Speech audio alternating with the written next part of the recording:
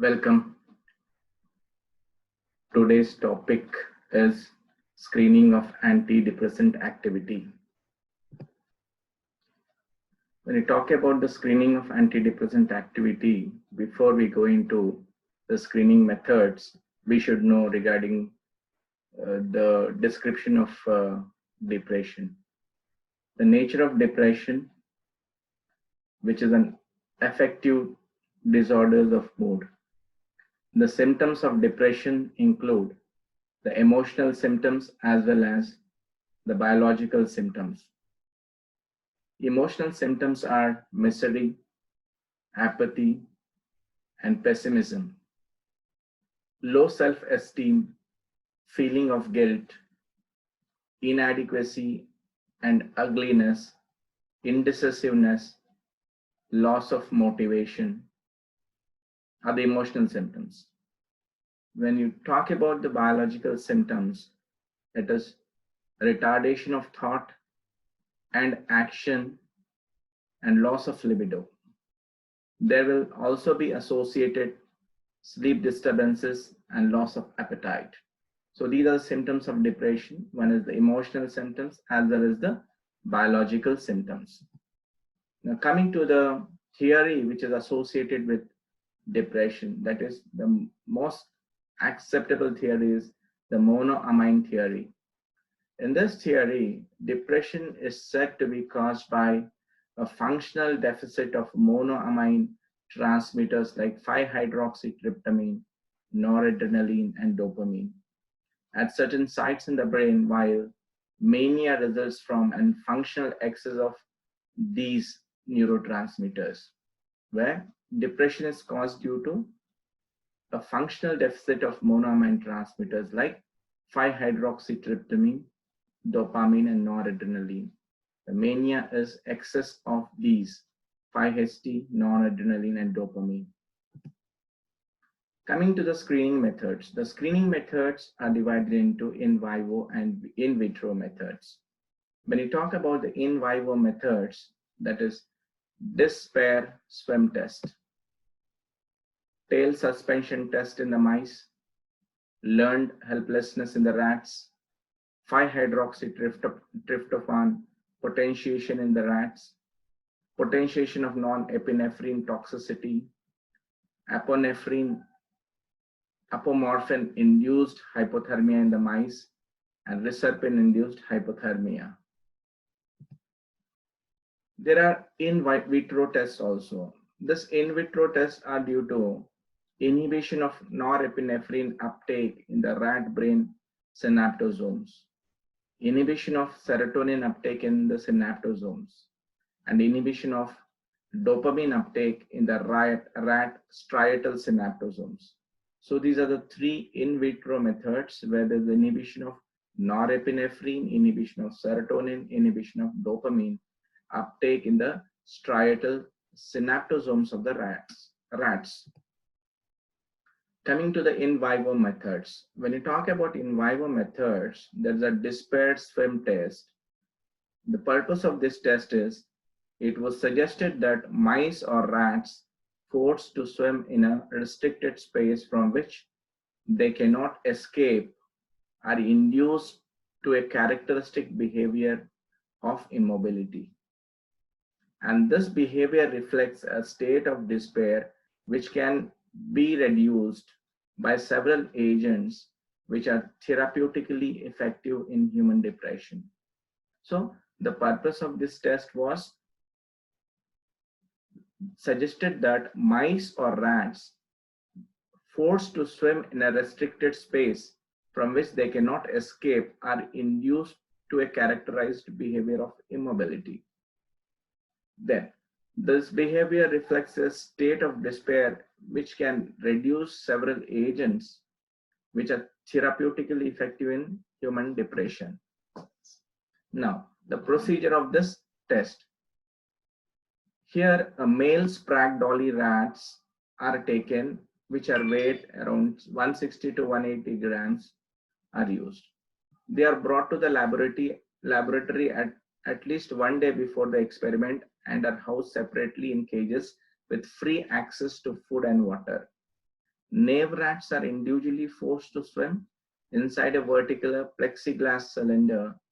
Height is around 40 centimeters, 18 centimeters diameter, containing 15 centimeters of water, maintained at 25 degrees centigrade. This is the ideal dimensions of the plexiglass cylinder.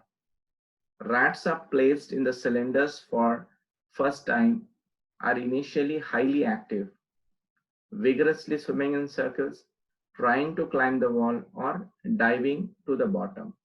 After 2 to 3 minutes, activity begins to subside and to be interspersed with phases of immobility or floating of increasing length.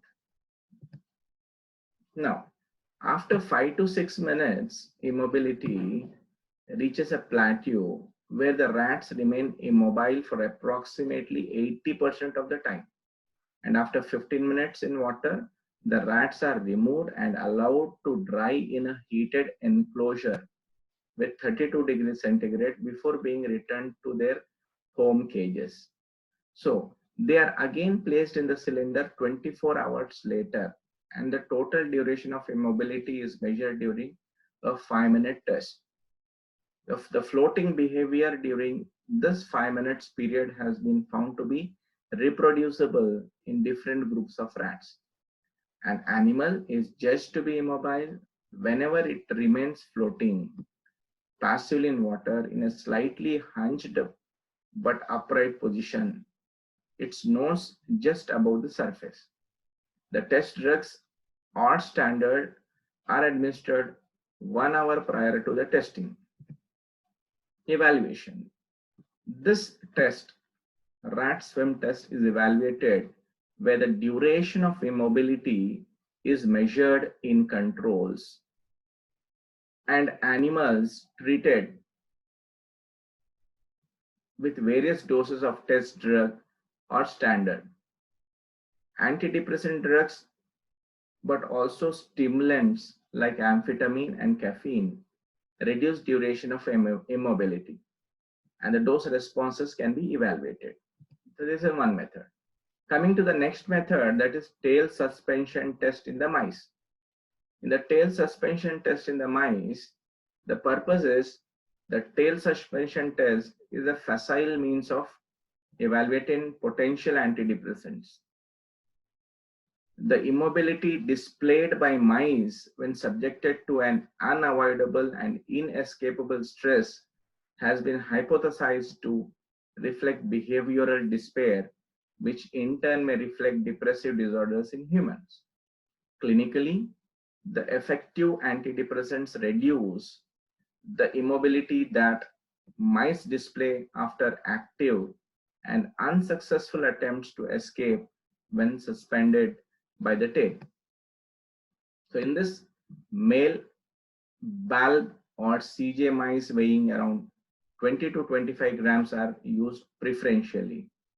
They are housed in plastic cages for at least 10 days prior to testing.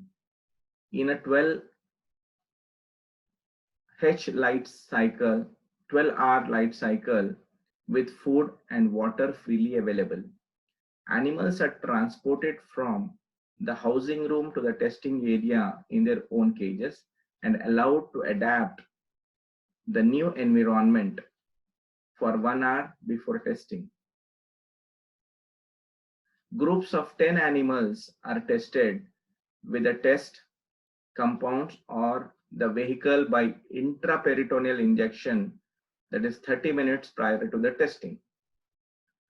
For the test, the mice are suspended on the edge of the shelf 58 centimeters above a table top by adhesive tape placed approximately 1 centimeter from the tip of the tail. The duration of immobility is recorded for a period of 5 minutes. Mice are considered immobile when they hang passively and completely emotionless for at least 1 minute. The evaluation of this test is the percentage of animals showing passive behavior is counted and compared with vehicle tested controls using various doses ED50 values can be calculated. The another screening method is learned helplessness in the rats. Purpose is the animals exposed to inescapable and unavoidable electrical shocks in one situation later fail to escape shock in a different situation when escape is possible. That is, animals exposed to inescapable and unavoidable electric shocks in one situation later fail to escape shock in a different situation when escape is possible. This phenomenon was evaluated as a potential animal model of depression. Then, in this procedure, learned helplessness is produced in the male Sprague Dolly rats weighing around 300 grams, exposure to electrical shock, that is 0.7 milliamperes for 1 hour on a schedule of 10 seconds of shock per minute. The apparatus is 30 into 45 into 30 centimeters box with a grid floor. At a height of 20 centimeters above the floor, a platform of 7.5 into 7.5 centimeters can be inserted through one side of the wall to allow a jump up escape response. The platform is not available during training. After the appropriate treatment, the animals are tested for process of learning to jump up, escape in the same apparatus. Now, at the beginning of the trial, the platform is pushed into the box and a 0.4 milliampere shock is initiated.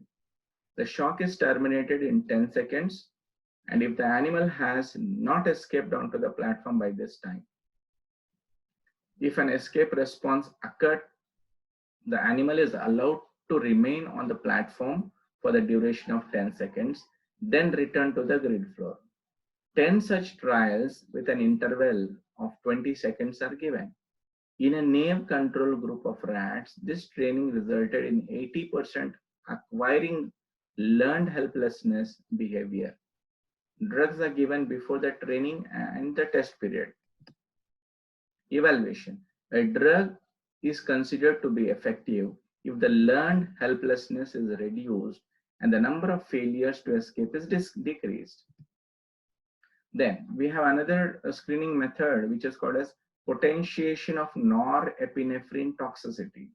In this, the purpose of this screening method is that antidepressant block the reuptake of biogenic amines into the nervous tissues. In this way, the toxic effects of norepinephrine are potentiated. Then coming to the procedure, the male mice, that is like 22 to 25 grams, are randomly assigned to the test groups of 10 subjects. The test drug, the standard or the vehicle are given orally 1 hour prior to the subcutaneous injection of the sublethal dose of 3 milligrams per kg noradrenaline. The groups of 10 mice are placed into plastic cages with free access to food and water.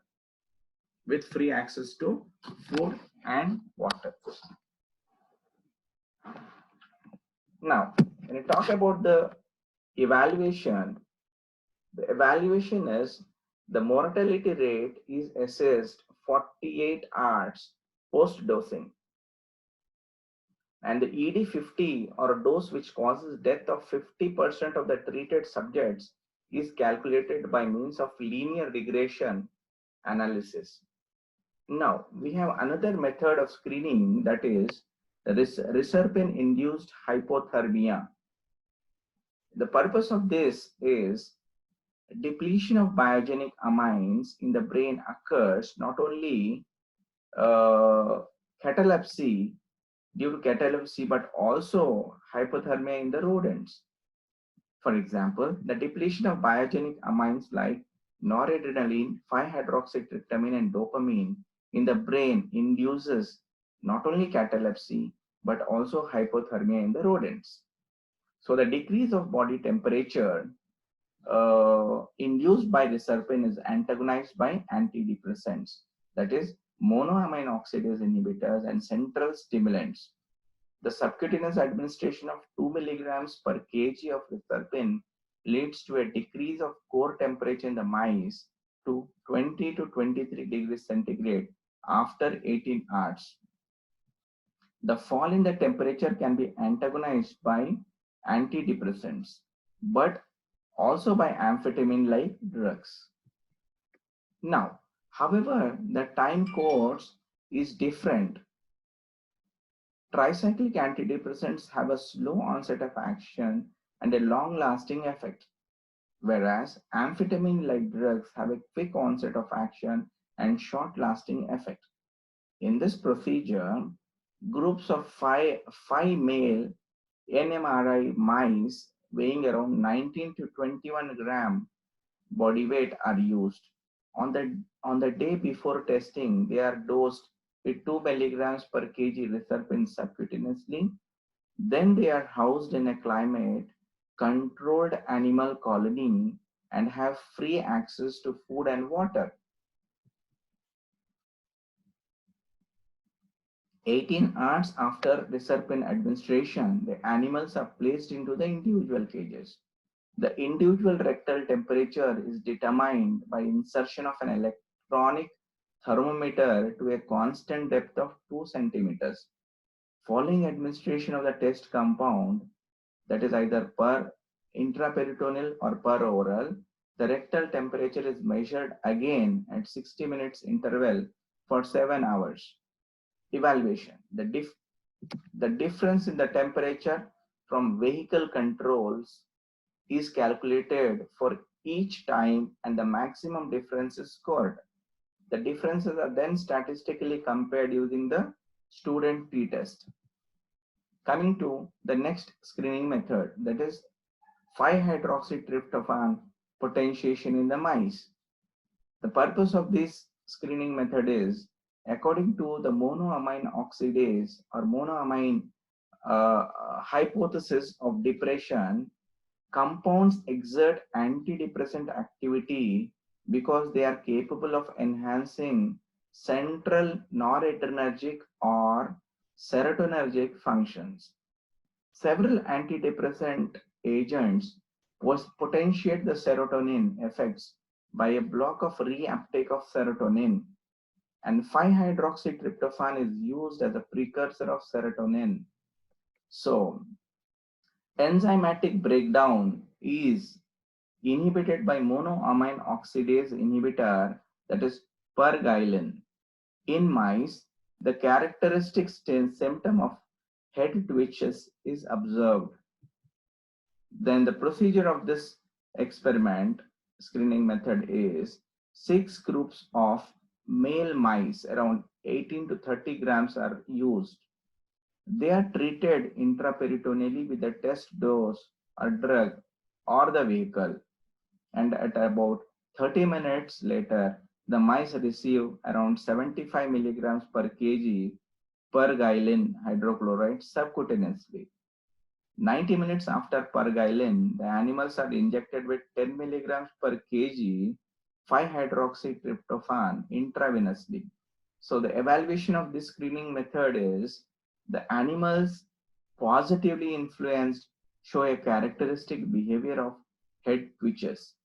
An animal is considered to be positive if it shows head twitches 15 minutes after injection of 5-hydroxytryptophan.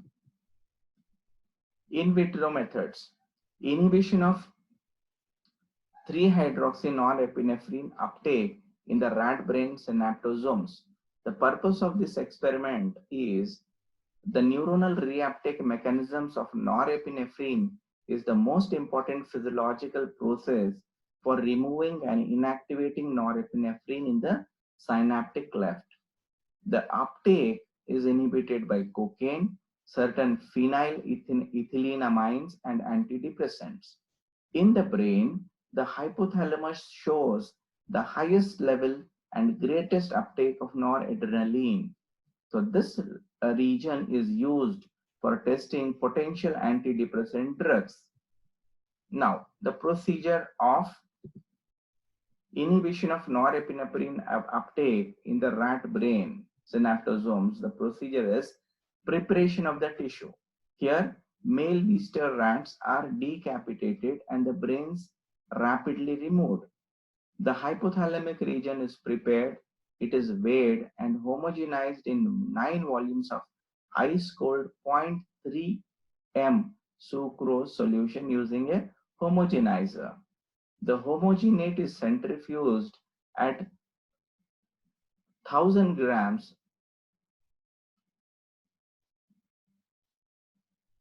The homogenate is centrifuged at 1000 G at 0 to 4 degrees centigrade for 10 minutes. The supernatant is decantated and used for the uptake experiment. The homogenate is centrifuged at 1000 gyrations at 0 to 4 degrees centigrade for 10 minutes. The supernatant is decanted and used for the uptake experiments. Now, when you talk about this assay, 200 microliters of the tissue suspension are incubated with 3-hydroxynorepinephrine in the Krebs Hansalit bicarbonate buffer and 20 microliters of the appropriate drug concentration or the vehicle at 37 degrees centigrade at 5 minutes. For each assay, 3 tubes are incubated with 20 microliter of vehicle at 0 degrees centigrade in an ice bath.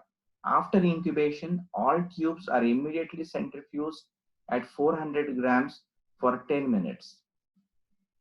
Centrifuge at 400 gyrations. After incubation, all tubes are immediately centrifuged at 400 gyrations for 10 minutes. The supernatant fluid is aspirated and the pellets are dissolved, adding 1 ml of solubilizer.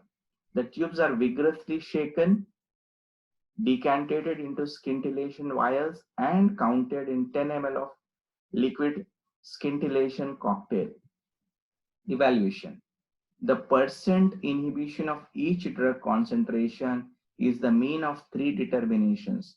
That is, IC50 values are calculated from log probit analysis. Now, inhibition of 3-hydroxyserotonin uptake in synaptosomes.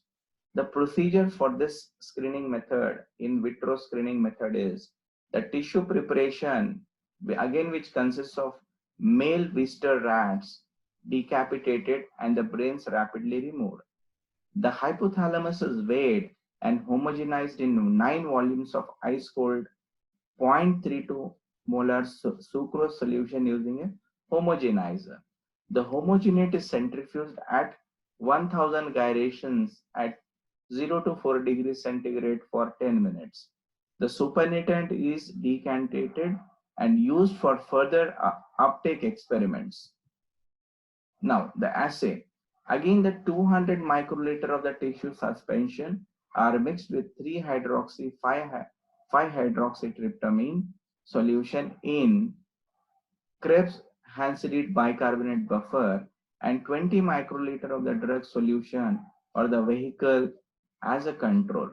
The tubes are incubated at 37 degrees for 5 degrees centigrade for 5 minutes. For each assay, 3 tubes are incubated with 20 microliter of the vehicle at 0 degrees in an ice bath. After incubation, all tubes are immediately centrifuged at 4000 gyrations for 10 minutes. Then the supernatant is aspirated and the pellets are dissolved by adding 1 ml of solubilizer.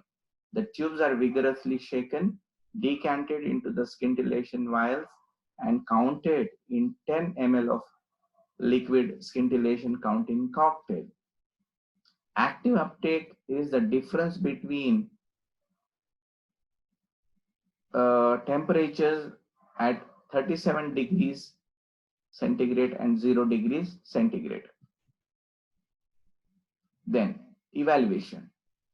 The percentage inhibition of the percentage inhibition of each drug concentration is the mean of three determinants, and IC50 values are calculated from the log probit analysis. So these are my references, and thank you very much.